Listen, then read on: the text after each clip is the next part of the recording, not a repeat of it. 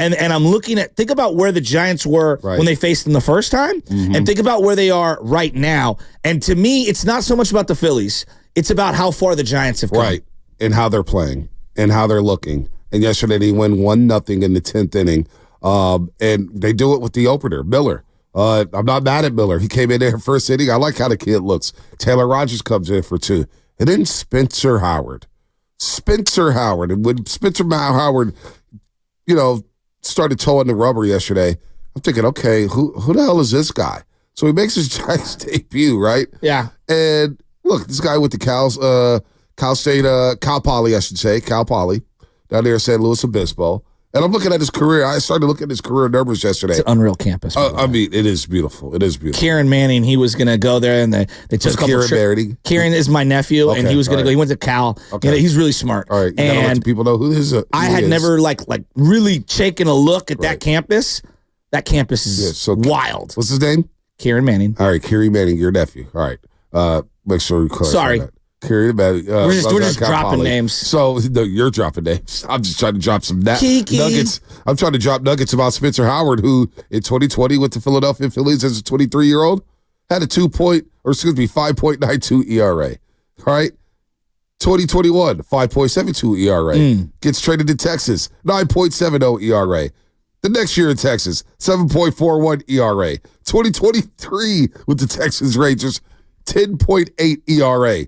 So you want to talk about an unlikely hero yesterday? Spencer Howard, who couldn't get anybody out from 2020 until yesterday, goes 4 innings, gives up to 5 hits, strikes out 4, gives the Giants 49 pitches. Yeah. And I'm thinking, Spencer Howard keeping you in the game, going pitch for pitch with Zach Wheeler on the other side. You get the other Rogers brother, and you get Sean Jelly, who I want to get to in just a second, because that's another guy we left for dead.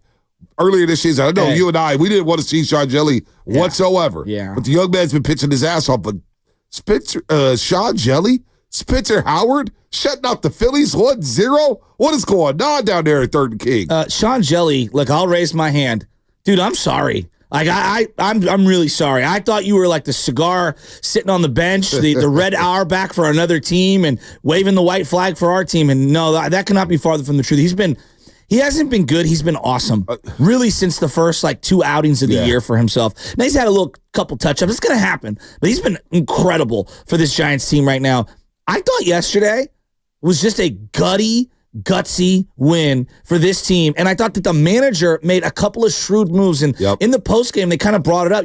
Bringing Tyler Fitzgerald into that game, who had been tearing the cover off the ball in AAA, giving him a couple at-bats. He ends up being the ghost runner in the 10th inning, as opposed to someone like Wisely. Now, who knows? Maybe Wisely gets a hit prior to that where Tyler Fitzgerald struck out. I don't know. Right. But having that extra speed out on on the bases, that was everything. And then you contrast that with what the Giants did in the top of the 10th inning defensively, where Wilmer catches a really nice ground ball, looks the runner back. That's textbook baseball. Small ball is an element I didn't see this Giants team employing this year. Well, you know what? With this ballpark, we've been jonesing. Look at Deshaun Jelly, because his last 28 days, his last month, he's thrown 15 in the 3rd, 2.35 ERA. He's given up 14 hits. Wow. He struck out 18 batters in those 15 innings, and you see the emotion from him. Yeah, he's getting better by the appearance. I thought this guy was a 4A player. He couldn't do it. He couldn't do it. I Sean Jelly on my Beagle car right now going into June. He's one of my more trusted arms right now in the bullpen. I can't believe I'm saying that. No, you're right. But to see the Giants play that defense there, and the walk Schwarber to say, what, at the top of the 10th, we're not going to let Schwarber beat us. Yeah. We'll go to JT Realmuto. We'll face him righty on righty, and we'll try to get him to ground out. And that's what they did. They get Schwarber to get the force to second base. Schwarber, you walk him, you don't let him beat him, and let him swing the bat. You get Bohm to ground out the first. Like you said, they're playing all the small ball. In this yard, what I was going to get to here, we've been jonesing for mashers, guys who can hit 30 or 40 home runs. I don't mind having a couple power guys. But in this yard, and I've scratched my head for many years, and finally it feels like the Giants are addressing it, and maybe Farhan's addressing it. Having speed in this yard. When you have the gaps that you have at Oracle Park, Triples Alley, 421, you got all that green grass. what's more exciting at a ballpark? The most exciting play is a double and a triple. Yes. When you get guys running around the bases, Totally sliding in head first, sliding in feet first, helmets are flying off. Get me some speed in this team, and they're getting a little more speed, they're getting a little more athletic, because these guys could run for days. You get Wisely hit one to the gap. You get Matos hit one to the gap. You get Ramos hit one to the gap. Estrada hit one to the gap. You get what I'm saying? Yeah. Build me a team that has nothing but speed and athletes surrounded by a couple power hitters, some anchors, and now you're cooking with hot grease with this offense. It's interesting you bring up the gap hitting because I completely agree. I feel like a broken record. How many times do I need to tell people one of the great seasons, and it was only half a year, that I've seen at Oracle Park, it's not Bonds.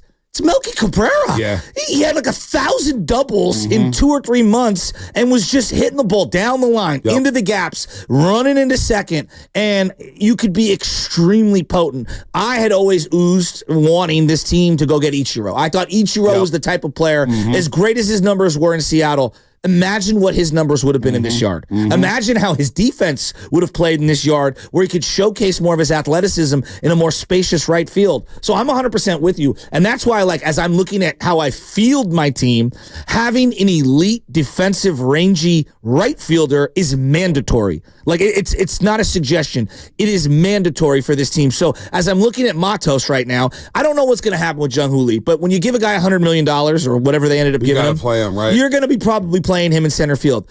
But if Matos can play center, I know he can play right then. Right. At least in this field. Yeah. So if you had 2 elite, top-end, rangy outfielders, that plays in this yard. It does play in this yard defensively, and then you get the speed on the base pass offensively. That's why I want Jung Hoo Lee. Get Jung Hoo Lee going here. We'll get to him next season. He's got to sit it out. But I'm seeing Wisely play. For who's he? You're so excited with that, aren't you? I'm telling you, this kid, I'm feeling this kid. He's a vacuum over there. Throwing the guy out the heads-up play. Yeah. I don't know if Luciano makes that play. No. You know what I'm talking about? I don't think he does. does. Who do you throw out there at third base there? Yeah, it's the backdoor play. It's just unbelievable play right there. Backdoors him. And I'm like, look at Wisely going after it. That's, if you want playing time, on this team, as this team is trying to win and stack wins because the stakes are high and playoffs are the bar, you got to make plays like that if you're Wisely, if you want to stick with the big league club. That's the play I'm saying. I don't know if Luciano makes that play. No. I just don't know. Now, I hear Eric Burns yesterday on Willard and Dibs. I saw some of his cuts. What did he say? We basically said, look, man, why not move Luciano to the outfield? He's got a lead arm. He's groomed as a shortstop. If he's groomed as a shortstop, and we know he's not playing elite-level shortstop, but if he's been groomed as a shortstop, he should be able to play anywhere in the field. Just what you've been saying. So maybe at some point, you give him a shot at left field. Well, I just think that right now the logjam for this organization is in the outfield. Grant McCrary, like I'm going like down the pipeline. Grant McCrary and who's the kid that came up last year? Meckler. Yeah. You Wade got Meckler. Hunter Bishop. And again, these are the lower level prospects. Right. Like if you just look at shortstop, it's this 22-year-old that they have in Richmond who's not highly touted, but seems to be doing well. They've got Alverson and Luciano. They don't have a lot of shortstop prospects, so I understand why they would want to keep him at shortstop. And then the league views shortstop as a more of a premium position, and so any prospect that's a shortstop is going to get elevated. Right. See, outfield is interesting. I think second base is something I would explore. Right. And I'm open to whatever. Right. I'm open to whatever with Luciano, but I think that the time, if they're going to make this move, the time is probably now to start experimenting with it. Yeah, absolutely. And then you got to see what type of trade value. Maybe he's not in your long-term plans. Maybe he's not. I just want to see a little more before I make that determination. Yeah. And you know what? You got plenty of time. Yeah, I agree. We got the entire month of June. Yeah. We got the entire month of July. And the great thing is this kid's going to play. Yeah. Hopefully he sticks to the big league club because after watching last night, I don't want to see Slater no more. Conforto, I think Conforto platooning with Soler at the DH, I think is a real thing. 100% agree with you. You face right-handed pitching. Soler, you face left-handed pitching. And Soler, if you don't hit left-handed pitching, then we got another conversation. You just may not play. I'm with you. And the thing about Conforto is you do have to manage his body. Yep. And when he's out in left field, he's gotten hurt out in left field on a hamstring injury last year. Obliques, hamstrings, anything I can do to limit his workload, I think is extremely important. No, that is. And I think he'll be fine as a DH. So I'm platooning DH as of right now. Luciano, we got to figure out a way to get him at bats because if he's not going to get at bats at a big league club, I do need him to get reps in AAA. I'm with you. You know, and it's not the worst thing in the world to go back to Sacramento because right now I have to play Brett Wisely. Yes. I have to play Brett. He's a better defender right now. Right now he's seeing it into play. He's just doing a lot of little things. Just a lot of little things. I agree with you. I like where he's at right now. Now, I will say this, and I know it's just yesterday, and Bo Bell's got to do what Bo Bell's got to do. I do want to see a little more consistency with the lineup now.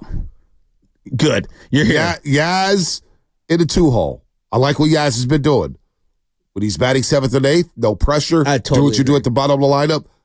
Wisely. Let him bat 9th. Mm-hmm. Let him turn over the lineup there. Mm-hmm. He could be your, maybe he's your leadoff hitter in the bottom of the 3rd inning, and then you go Montos 2nd there in the 3rd inning. But I don't like all the tinkering with the lineup. Yeah. I want to get guys some consistent playing time in a lot. So Yaz in the 2-hole, I had a little bit of an issue with that. I get why. Zach Wheeler's a righty. You got the lefty there in the box. You want to replace Lamont Wade Jr. as the lefty bat there in the 2-0. I guess you got to do that. I know. But I had a little small issue with that, Shasky. Well, no, I don't think you're wrong. And then like Estrada in the 3-hole, that's not prototypical. You know what I mean? Like, I'm just being honest. Like, that doesn't strike fear into any of the real playoff teams. You know, look at the lineups. And I like Thairo Estrada, but Thairo Estrada is not batting in the 3-hole for any of those teams. I mean, it's just reality of what it is. I do like the Chapman-Bailey combo, 4-5. That I would stick with. Continue with that. Right. Bailey's getting good pitches to hit, but you need to protect Chapman on the front end. Yep. He's not a traditional 4. He's just not. But I need to get someone in there. And this is where Soler not being good right now really hurts you. Soler ideally would be your 3 or 4 hitter, but he's been so on a milk carton. Oh my God. You can't trust him right now. And I like Ramos low in the lineup. See, I like Ramos late. He works counts. That's the one thing about Matos and Ramos. Just watching the at-bats, and I think we don't give enough credit to Pat Burrell and just the players themselves, because once you step in the box, it's on you.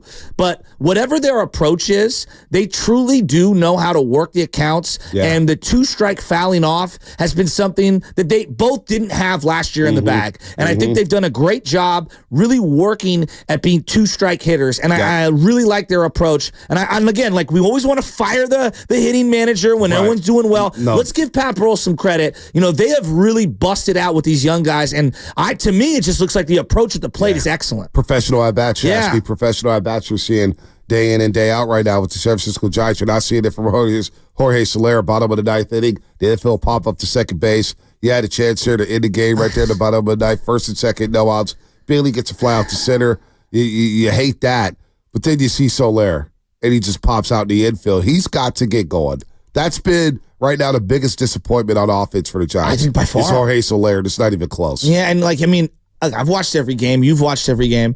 He's got like 5 or 6 line drive hits.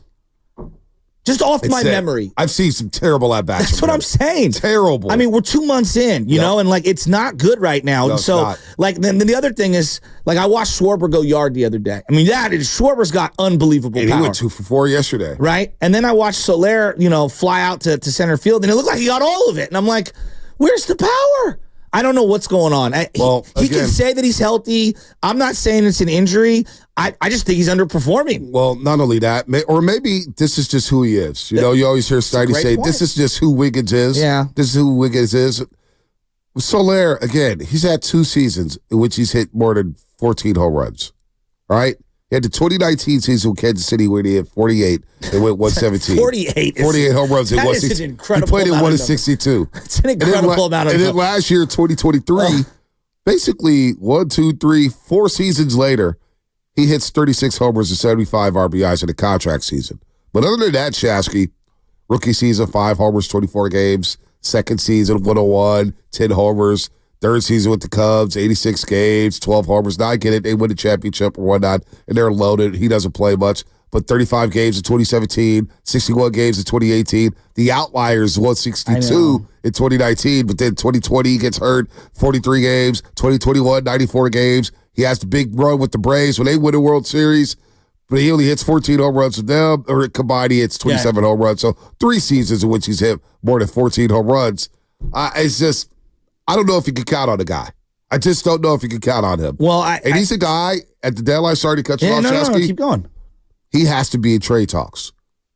I don't think I have an argument with you. Yeah, I would be looking to flip off that contract. I would too, but I don't know how many other teams are valuing him. You might have to eat some of that money. You might have to attach a prospect. I don't know. I'm not sure how you're going to be able to move off it, but if I'm looking at, like, he can't really play defense and all he can do right now is DH. Right now, I think I'd rather have Michael Conforto, if healthy, DHing than him because I want to keep Ramos in the lineup. Like right now, the last thing I'm doing is upsetting this outfield. I like, as Yaz is going to be up and down, fine, but he gives me really good defense for the most part. And at the 7-8 hole, he's fine. He's fine. He's going to be Brandon Crawford production right at the bottom of the lineup. I told you, like at the beginning of the year, give me 2 young outfielders. I'll go with the veteran. That's fine. I'm totally fine with that. But to me, managing Conforto's health and getting that left-handed back in this lineup when you're missing Lamont Wade Jr., a little bit of left-handed, not pop, but gap hitting, like they need Conforto now more than ever. They do. They definitely do here. I wonder if, I know he's never played it, but Conforto's a guy I might give a look at first base. He's small. It's not his position. It's just to get that left-handed bat in the lineup. Would you give Luciano a shot at first base? I don't know, man. I think I was thinking about this, and my buddy Rocco was actually texting me about it right now. Like, there's a reason they went after Carlos Correa a couple years ago. They don't think he's ready, Luciano. I mean, you've been hearing whispers about him not being a shortstop for like 2-3 years. Right. And if you're whispering it, that means you feel it. You know? So I just, I don't know. Like, but this is where, like, I'd say. No, you're spot on with the Correa thing. You're spot on with the whole Crawford saga. You bring in Nick on that when all we heard was Luciano's going to be your opening day shortstop. They're going to groove him, and he hasn't been there yet. If Crawford was still here, I don't think you see Wisely. I don't think you see Tyler Fitzgerald. And that's not a knock on Crawford. You revert back to the veterans. And right now, I'd rather see Wisely. I mean, you don't win that game without Tyler Fitzgerald's speed last night. Exactly. So I don't know what you do with Luciano here. I do agree that it's too early to start talking trade with him, but he's a guy I'm monitoring saying, is he really in my long-term plans? Well, he doesn't feel like he's in Farhan's plans. And he's only up because of injuries. No, let's be real. Undeniable. He's not up because he forced somebody's head. He's up because of injuries. Well, and it's the most important position defensively outside of catcher on the diamond. Yes, center field is extremely important, but if you just look at how many putouts a player will get throughout the year, shortstops are going to be at the top of the list, right? And you look at just all around the game right now, whether it's Bobby Witt Jr., Gunnar Henderson, Mookie Betts playing shortstop now. Just look at the position. Both the Cruzes. Bobby Witt Jr.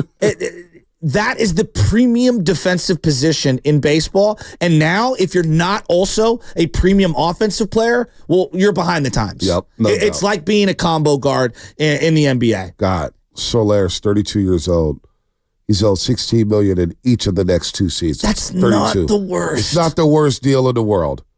You don't owe him anything. You gave Jock $20 million. I get it. You know, it's that's the going rate. Well, but here's the other thing I don't know, and I can never quantify. What's Soler's impact on some of the young guys? Yeah, that's a good point. I don't know. That's a good point. I look at Lestrada like that. Yeah. I know Lamont Wade Jr. and Wilmer Flores, not Lamont Wade. Wilmer Flores was very influential the last couple of years with some of those young guys. Hearing them talk. So I don't know. Like, he may be a veteran for that. Yeah, you never know. A guy might be a great dugout guy that we just don't know about. It's important to have those guys. And if he can get going, he can get going. That's a bonus for the Giants. Play him every day. No, I'm platoon.